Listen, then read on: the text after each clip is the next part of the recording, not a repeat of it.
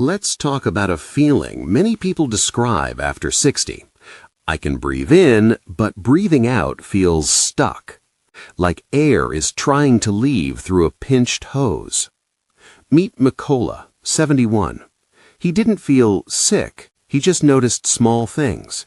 He stops halfway up the stairs. He avoids carrying groceries. At night, he hears a faint whistle in his chest. He told himself, it's just age. But this is the trap. Because getting older should not mean air can't get out.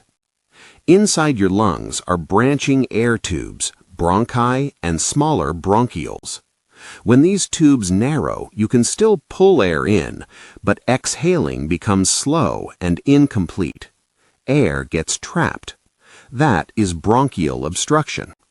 In older adults, the most common reasons are COPD, usually from years of smoke, dust, or polluted air exposure. Asthma, yes, asthma can start later in life, and it can look different than in childhood. A mix of asthma and COPD features. And sometimes the wheeze is not mainly the lungs at all. Heart problems, infections, reflux, or airway collapse can mimic it. So guessing is risky. Here is the good news. Bronchial obstruction is not a moral failure. It's not weakness. It's a measurable breathing pattern. The key test is spirometry. You blow into a device that measures how much air you exhale and how fast. Often it's repeated after a bronchodilator medicine to see what changes. In older adults, interpretation matters. Numbers must be compared with people of the same age and body size. That's why a clinician's evaluation is important, not just a single cutoff number. Treatment depends on the cause, but several principles are consistent. First, inhalers only work if the technique is correct. Many older adults make tiny errors: timing, breath speed, hand strength, or device loading. 1 minute of coaching by a nurse or pharmacist can change everything. Second, triggers matter. Cold air, respiratory infections, smoke, strong perfumes, dust, and uncontrolled reflux can all worsen symptoms.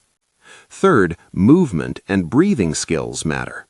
Many people with obstruction breathe faster when anxious, which makes air trapping worse. A simple technique often taught in clinics is pursed lip breathing to slow exhalation during breathlessness. Now, the most important part, safety. Do not push through these warning signs. Get urgent help if you have severe trouble breathing and you can't get words out, chest tightness or heavy pressure, chest pain spreading to arm, jaw, neck, or back, lips or skin turning pale, blue, or gray, sudden confusion, fainting, or extreme drowsiness, coughing up blood. Call your local emergency number immediately. Back to Mykola. When he finally got checked, he learned 2 things. His breathing problem had a name, and it had options: testing, correct inhaler use, and a plan. So if you feel that pinched hose sensation, especially on exhale, don't just blame age. Notice the pattern, write down when it happens, and bring that information to your clinician. This is educational information, not personal medical advice. But one message is universal. Breathing should not shorten your life. If this helped, share it with a friend over 60. And if you want, I can make a separate video, how to talk to your doctor about spirometry in simple words.